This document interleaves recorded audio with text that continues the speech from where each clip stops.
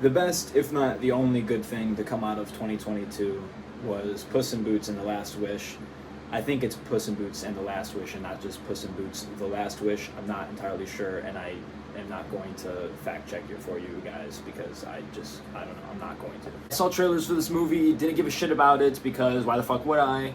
I didn't even remember that there was a Puss in Boots that came out after Shrek 4 as a standalone film made by Dreamworks until I was watching the movie and my friend mentioned that this is technically a sequel to the Puss in Boots franchise as well as like the sixth installment of the Shrek franchise, and I was like, oh shit, there was a Puss in Boots movie that came out in 2011, nearly, or like 20 some years ago. I can't do math. 21 years ago, I don't know, whatever. And I remember that movie. I actually saw it in theaters with my mom. I remember Humpty Dumpty was a villain, and it was like whatever. It was good enough to where I forgot about it entirely. So that should tell you something. And I had no expectations going into this movie other than that I heard people said it was like surprisingly good for what it was. And I saw some memes about it. But my expectations were like whatever. I thought I was gonna maybe laugh a bit. But when I tell you that this is one of the best animated movies I've ever seen in my life, I am not exaggerating at all. I don't have a single negative thing to say about this movie. And like sometimes when I like something, I try to find, ways to not bring out or to talk about the negatives, but there just aren't any negatives. Like, it is obviously a kid's movie, so any of the jokes that don't land or whatever will land for someone else, and I honestly didn't find anything not funny. So in terms of humor, A+. Jack Horner, voiced by John Mulaney, every time he's on the screen, I might as well just be punching my balls with my fist, and just, There's an awesome scene where there's like this Jiminy Cricket character that acts as Jack Horner's conscious, who is like this little cricket dude. I already mentioned that part, but anyhow, there's a part where the cricket's trying to help Jack Horner out, even though he seems to be an irredeemable monster. It's kind of like that one show where Steve Carell is trying to help out that Jeffrey Dahmer ripoff dude.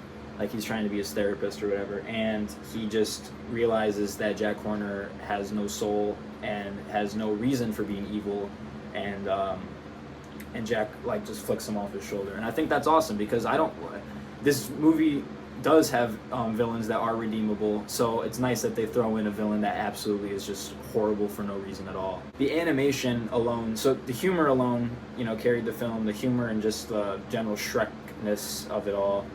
And but the animation was nothing like I've ever seen from a Dreamworks movie before. It was like they took the Shrek baseline animation that they used for the Shrek films and the other Puss in Boots movie, but then they Spider-Versed it, if that makes any sense. They made it's so well done. The fight scenes are fucking insane.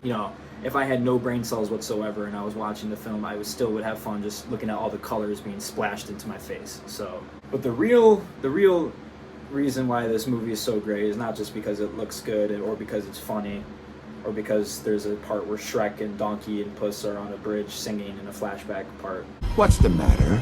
Lives flashing before your eyes? That was all awesome. But the real part and the real reason it was so great was because the story was just phenomenal. Not to steal words from one of the people I watched it with, but I felt like it was something I was supposed to see almost. It was like going through a virtual therapy session in the form of Puss in Boots. Puss is on his last life. He has lived all of his other lives frivolously, didn't care about them, and he has no one that he really values except for himself. Well, on his last life, he finally realizes that, he shouldn't laugh in the face of death because life has meaning, and now that he's on his last one, he's going to actually value it and all that and not just be a stupid hero. Puss basically has a choice of wishing for more lives and continuing to live like a hero and not caring about life or whatever, or valuing the one life he has with the people he has, even though he knows that he could die. And he chooses the latter option, as in the second option that I said, and doesn't make the wish. And the entire time, death is trying to fucking rip his heart out. And by the end, Deathless lets him go because he realizes that Puss now, has learned his lesson or whatever. But I think we've reached the end now, you and I.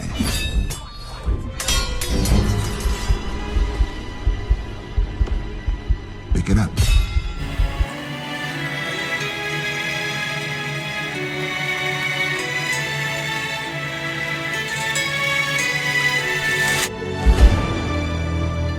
What's the matter?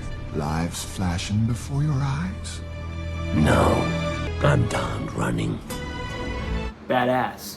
Best villain I've ever seen. The one that doesn't even kill the dude even though he could because he respects him. You kidding me?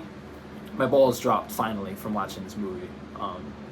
Even Perrito, the little stupid dog, I thought I was gonna hate him. I thought I was gonna hate his guts, his stupid slimy guts. And he ended up being one of the best characters.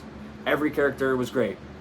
Even that Goldilocks girl, it was great. And I didn't even know she was voiced by that hot Black Widow sister girl. That was also in Midsommar, I think. And like the three bears were funny as hell. They did the twist where they have British accents. I think all animals probably have British accents. So like, and the ending was like a Marvel end credit scene. I won't even spoil it. You just gotta watch the movie. Overall, 10 out of 10. I'm just gonna put this up because I just cannot stress enough how much I love this movie. Taught me a lesson. And I am still thinking about it, and it's been like 4 days since I've seen it. So yeah. Honestly though, Death, voiced by, I'm gonna just put his name on the screen because I, once again, am too lazy to just look it up right now. I think he might be the best villain I've seen in recent years. Definitely better than Namor or whatever. So like, next movie I'm looking forward to is Quantumania. If Kang can wow me more than the animated wolf from Puss in Boots, then I'll be happy. If not, then Puss in Boots will remain supreme in my mind as the best movie I've seen in recent times.